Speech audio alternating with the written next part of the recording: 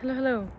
Welcome to another one of these droplets of consciousness, you could say. Just these shorter videos of things that come to mind that I feel compelled to share, that maybe resonates and helps you as well. So this one is about kind of waking up from the dream of thinking and detaching oneself from the little voice in the head through the act of labeling.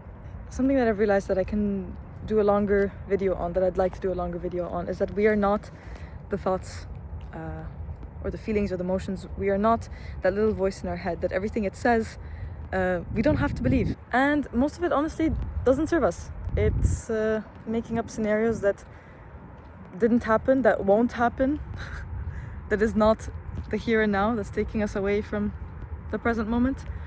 And it's kind of like just chatter that the mind is trying to, replay endless scenarios or forecast endless scenarios in an attempt to kind of keep us safe, I guess.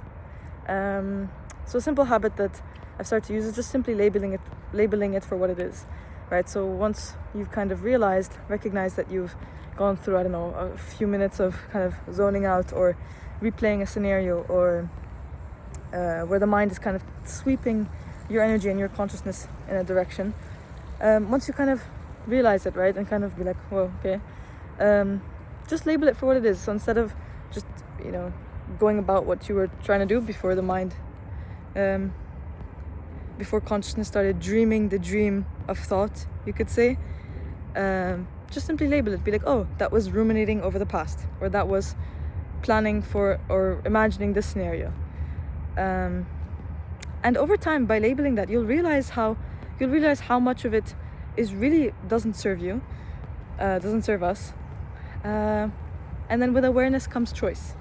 So once we're aware of it, once we kind of wake up from that dream of thought, we can come back to whatever we're doing. Or if it was a thought that genuinely had substance to it, or something that we feel is a bit more significant than just, chatter in the background, we can consciously think it through, entertain it, you could say. But with awareness comes choice, and with the act of labeling the thoughts what it is, it's much kind of easier to zoom out and to realize that we aren't the thoughts. The thoughts often think us. So yes, let me know if that made sense, if some parts resonated, which parts did or didn't, if this helps in any way, and